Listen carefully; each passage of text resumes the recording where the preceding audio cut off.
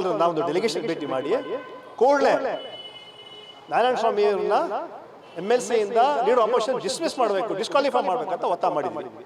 Corruption act ಮೇಲೆ ಅವರು involve ಆಗಿದ್ದಾರೆ. ಪ್ರಿಯಾಂಕ್ ಖರ್ಗೆ ಅವ್ರ ಕೇಸ್ ಆಯಿತು, MP ಪಾಟೀಲ್ ಅವ್ರ ಕೇಸ್ ಆಯಿತು. ಒಂದು ವಿಶ್ವಾಸ ಇದೆಯಾ ಸರ್ ನಿಮಗೆ ಈ ಕೇಸನ್ನು ಕೂಡ ಅವ್ರು ಕೊಡ್ತಾರೆ? ರಾಜ್ಯಪಾಲರು ನಿಷ್ಪಕ್ಷಪಾತ ತನಿಖೆ ಮಾಡಬೇಕು. ಯಾಕಂದ್ರೆ ರಾಜ್ಭವನ ಬಹಳ ಗೌರವದ ಜಾಗ, ಯಾವುದೇ ಪಕ್ಷದ ಪರವಾಗಿ ನಿಂತ್ಕೋಬಾರ್ದು.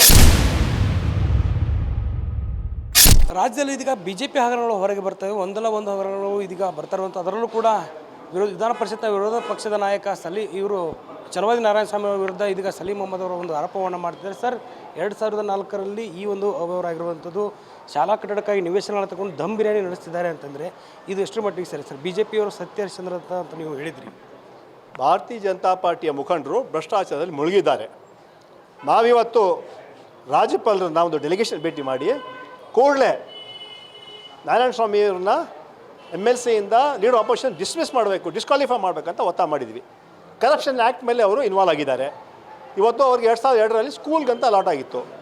ಇನ್ನು 2024 ಆಯಿತು, 5 ವರ್ಷದಲ್ಲಿ ಕಟ್ಟಬೇಕಂತ ಇದೆ, ಅದು ಕಟ್ಟಿಲ್ಲ. ಇವತ್ತು ನೋಡಿದ್ರೆ ಅದು ದಮ್ ಬಿರಿಯಾನಿ ನಡೀತಾ ಇದೆ. ಅದರಿಂದ ಅದೊಂದು ದುರ್ದೈವ, ದುರಂತ. ಇಂತಹ ಘಟನೆ, ಇಂಥ ಭ್ರಷ್ಟಾಚಾರ ಮಾಡೋಂತಹ ನಾರಾಯಣ ಸ್ವಾಮಿ ಮೇಲೆ ಆ್ಯಕ್ಷನ್ ತೊಗೋಬೇಕು. ಇವತ್ತು ತಮ್ಮ ಮೂಲಕ ನಾರಾಯಣ ಸ್ವಾಮಿಗೆ ಹೇಳ್ತಿದ್ದೇವೆ, ರಾಜೀನಾಮೆ ಕೊಟ್ಟು ನೀವು ತನಿಖೆಯನ್ನು ಎದುರಿಸಿ, ಇಲ್ಲ ಜನ ನಿಮ್ಮನ್ನ ಕ್ಷಮಿಸೋದಿಲ್ಲ ಅಂತ ಹೇಳುತ್ತಾ ಒತ್ತಾಯ ಕೂಡ ನಾನು ಮಾಡ್ತೀನಿ. ಸರ್, ಹೊಸಕೋಟೆಯಲ್ಲಿ ಈ ಒಂದು ಶಾಲಾ ಕಟ್ಟಡಕ್ಕಾಗಿ ಅವರು ಹೌಸಿಂಗ್ ಬೋರ್ಡಿಂದನೇ ಸಾಲ ತೆಗೆದುಕೊಂಡಿದ್ರು ಅನ್ನೋ ಮಾತನ್ನು ಕೂಡ ಹೇಳಿದ್ರು. ಅದು ಕೂಡ ಕಾನೂನು ಬಾಹಿರ, ಅದು ಕೂಡ ತಗೊಳ್ಳಂಗೇ ಇಲ್ಲ. ಆ ಸೈಟ್ ಪರ್ಚೇಸ್ ಮಾಡೋಕ್ಕೂ ಕೂಡ ಅವರು ಸಾಲ ತಗೊಂಡು ಹೌಸಿಂಗ್ ಬೋರ್ಡಿಂದ. ಅಕ್ಷಮ ಅಪರಾಧ ಇದು, ಕರಪ್ಷನ್. ಅದರಿಂದ ಅದು ಕೂಡ ತನಿಖೆ ಆಗಬೇಕಂತ ಈಗಾಗಲೇ ನಾವು ರಾಜ್ಯಪಾಲರು ಕೊಟ್ಟಿದ್ದೀವಿ. ನಮಗೆ ವಿಶ್ವಾಸ ರಾಜ್ಯಪಾಲರ ಮೇಲೆ ಕೂಡಲೇ ಅವ್ರು ನೋಟಿಸ್ ಕೊಟ್ಟು ಅವ್ರನ್ನ ಎಕ್ಸ್ಪೆಲ್ ಮಾಡ್ತಾರೆ, ಡಿಸ್ಮಿಸ್ ಮಾಡ್ತಾರೆ ಅಂತ ವಿಶ್ವಾಸ ನಮಗಿದೆ. ಸರ್, ರಾಜ್ಯಪಾಲರ ನಡೆ ನೋಡಿದರೆ ಈಗ ಸಾಕಷ್ಟು ಪ್ರಿಯಾಂಕ್ ಖರ್ಗೆ ಅವ್ರ ಕೇಸ್ ಆಯಿತು, MP ಪಾಟೀಲ್ ಅವ್ರ ಕೇಸ್ ಆಯಿತು. ಒಂದು ವಿಶ್ವಾಸ ಇದೆಯಾ ಸರ್ ನಿಮಗೆ ಈ ಕೇಸನ್ನು ಕೂಡ ಅವ್ರು ಕೊಡ್ತಾರೆ ಅಂತ? ಈಗ ರಾಜ್ಯಪಾಲರು ನಿಷ್ಪಕ್ಷಪಾತ ತನಿಖೆ ಮಾಡಬೇಕು. ಯಾಕಂದ್ರೆ ರಾಜ್ಭವನ ಬಹಳ ಗೌರವದ ಜಾಗ, ಯಾವುದೇ ಪಕ್ಷದ ಪರವಾಗಿ ನಿಂತ್ಕೋಬಾರ್ದು. ಅದರಿಂದ ಹಿನ್ನೆಲೆಯಲ್ಲಿ ನಮಗೆ ವಿಶ್ವಾಸ ಇದೆ, ಕೂಡ ಎನ್ಕ್ವೈರಿ ಮಾಡ್ತಾರೆ, ತನಿಖೆ ಆಗುತ್ತೆ, ಅವ್ರ ಮೇಲೆ ಆ್ಯಕ್ಷನ್ ತೊಗೊಳ್ತಾರೆ.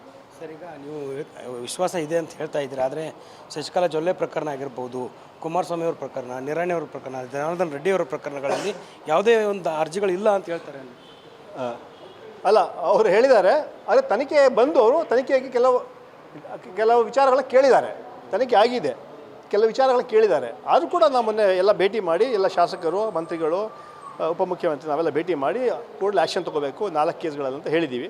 ಅದು ಕೂಡ ಅದು ಚರ್ಚೆಗಿದೆ. ಸರ್, BJP ನಾಯಕರು ನೈತಿಕತೆ ಹೊಣೆ ಹೊತ್ತು CM ಸಿದ್ದರಾಮಯ್ಯ ರಾಜೀನಾಮೆ ಕೊಡಬೇಕು ಅಂತ ಹೇಳ್ತಾರೆ. ಇವತ್ತು ಈ ಪ್ರಕರಣಗಳನ್ನು ನೋಡಿದರೆ ಬಿಟ್ಕಾಯಿನ್ ಹಗರಣ ಆಗಿರ್ಬೋದು, ಕೊರೋನಾ ಹಗರಣ ಆಗಿರ್ಬೋದು, ಈಗ ನೀವು ಹೇಳ್ತಾ ಇದ್ರಿ ಚಲವಾದಿ ನಾರಾಯಣ ಸ್ವಾಮಿ ಅವರ ಒಂದು ನಿವೇಶನ ಹಗರಣ, ಎಲ್ಲ ಹಗರಣ ಸರ್ದಾರಗಳು BJPಯವರು. ಅಷ್ಟು ಹಗರಣಗಳಿದೆ. ಮುಂದಿನ ದಿನಗಳ ಇವ್ರನ್ನ ಬೆತ್ತಲೆ ಮಾಡೋಂಥ ಕೆಲಸ ನಾವು ಮಾಡ್ತೀವಿ. 20 ಹಗರಣಗಳು ಇದೆ. ಎಲ್ಲ ಹಗರಣಗಳನ್ನು ತೆಗಿತೀವಿ ನಾವು, ಜನರಿಗೆ ಇದನ್ನು ತೋರಿಸ್ತೀವಿ. ಭಾರತೀಯ ಜನತಾ ಪಾರ್ಟಿ ಏನು ಸತ್ಯ ಹರಿಶ್ಚಂದ್ರ ವರ್ತನೆ ಮಾಡ್ತಾರಲ್ಲ, ಆ ವರ್ತನೆಗೆ ನಾವು ಉತ್ತರ ಕೊಡ್ತೀವಿ. ಸರ್, ಮುಂದಿನ ಕಾನೂನು ಹೋರಾಟ ಹೇಗಿರುತ್ತೆ? ಒಂದು ಲೋಕಾಯುಕ್ತಕ್ಕೂ ಕೂಡ ಕೊಡ್ತಾಯಿದ್ದೀವಿ ನಾವು, ಲೋಕಾಯುಕ್ತ ಕಂಪ್ಲೇಂಟ್ ಕೊಡ್ತೀವಿ ನಾವು, ಮತ್ತು ತನಿಖೆ ಆಗ್ತದೆ. ಇದಿಷ್ಟು ಸರ್ಕಾರದ ಮುಖ್ಯ ಸಚೇತಕ ಸಲೀಂ ಅಹಮದ್ ಅವರ ಮಾತು. ಏನು ಲೋಕಾಯುಕ್ತ ಕೂಡ ದೂರನ ಕೊಡ್ತೀವಿ, ಈ ಒಂದು ಪ್ರಕರಣಗಳನ್ನ ನಾವು ಕೈ ಬಿಡಲ್ಲ, BJPಯ ಒಂದು ಎಲ್ಲ ಪ್ರಕರಣವನ್ನು ಬೆತ್ತರಗೊಳಿಸುವಂಥ ಕೆಲಸವನ್ನು ಮಾಡ್ತೀವಿ ಅನ್ನೋ ಮಾತನ್ನು ಹೇಳ್ತಾ ಇರುವಂಥದ್ದು. ಕ್ಯಾಮ್ರಾ ಪರ್ಸನ್ ಪಂಪಪ್ಪ ಜೊತೆ ದುರ್ಗೇಶ್ ನಾಯಕ, guarantee news, Bengaluru. Guarantee news, ಸುದ್ದಿ ಖಚಿತ, ನ್ಯಾಯ ನಿಶ್ಚಿತ.